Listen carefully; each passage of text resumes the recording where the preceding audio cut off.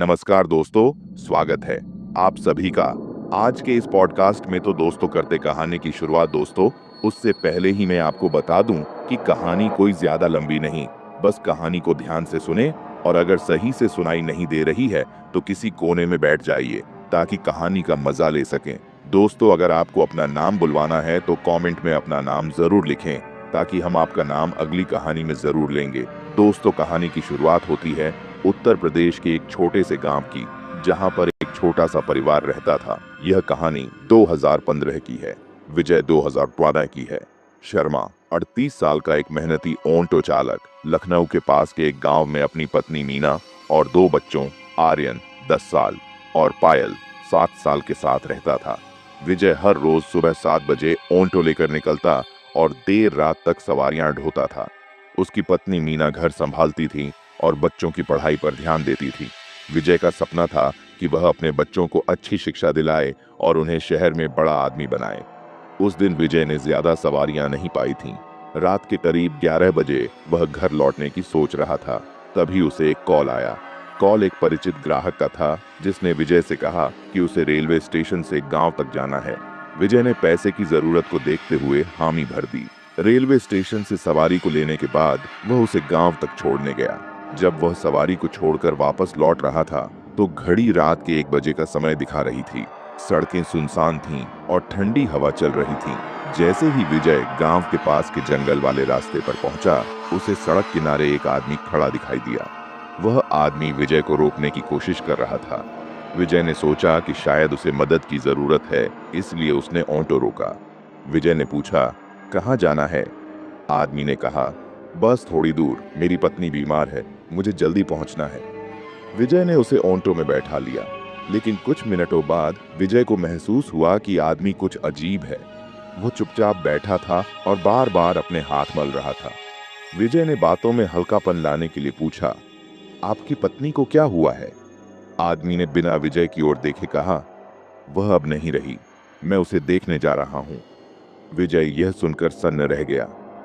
उसने पीछे मुड़कर देखा तो आदमी का चेहरा सफेद पड़ चुका था और उसकी आंखें अजीब तरीके से चमक रही थीं। विजय ने डरते हुए ऑटो की स्पीड बढ़ा दी, लेकिन तभी आदमी ने कहा, बस यहीं रोक दो। विजय ने ऑटो रोका और जैसे ही उसने पीछे मुड़कर देखा, वह आदमी गायब था। डर के मारे विजय ने ऑटो को तेजी से चलाया और घर पहुंचा। उसने दरवाजा खटखटाया तो उसकी पत्नी ने घबराई हुई हालत में दरवाजा खोला। मीना ने पूछा, इतनी देर क्यों हो गई? मैंने तुम्हें कई बार फोन किया।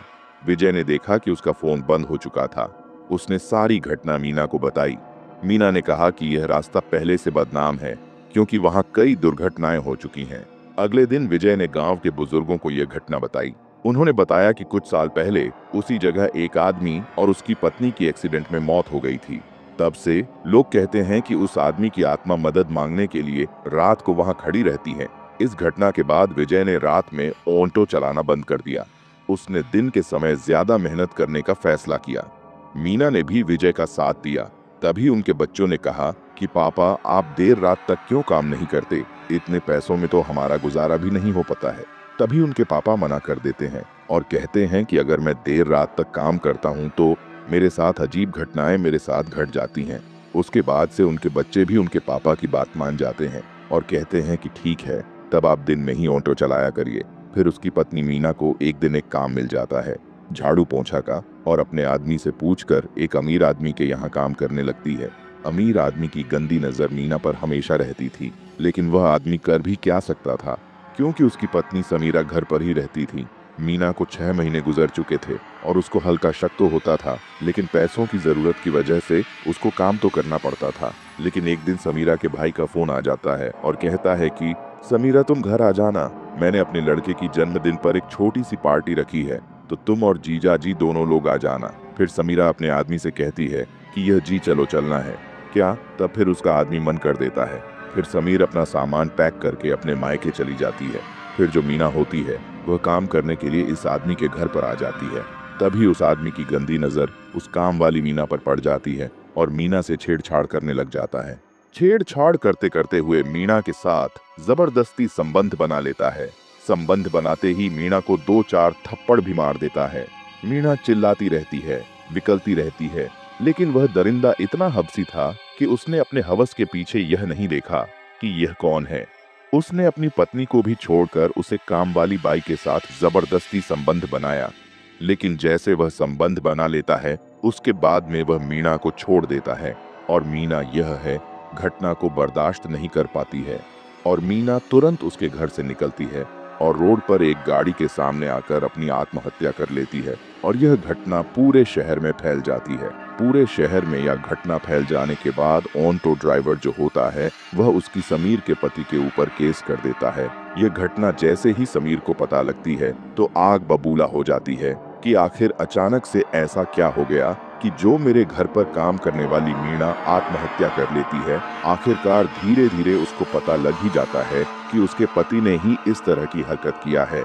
फिर इसके बाद में जब पुलिस उसकी अरेस्ट करने के लिए आती है तो समीर के आदमी को अरेस्ट करके थाने ले जाती है और उसे जेल में बंद कर देती है। समीर भी ऑटो ड्राइवर का साथ दे रही थी।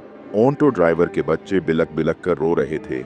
लेकिन कुछ समय गुजर जाने के बाद में समीर आखिरकार अपने पति को पुलिस की हिरासत से छुड़ा लेती है, क्योंकि वह अमीर घराने की औरत थी। अगर कोई यही गरीब घराने की औरतें आदमी होता तो पुलिस उसको जल्दी से नहीं छोड़ता। दोस्तों, यही फर्क होता है अमीर और गरीब में। दोस्तों, ये कहानी कैसी लगी आपको?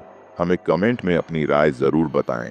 अगर इस तरह की कहानी सुनना चाहते हैं तो वीडियो को एक लाइक कर दें और हमारे चैनल को सब्सक्राइब जरूर कर दें।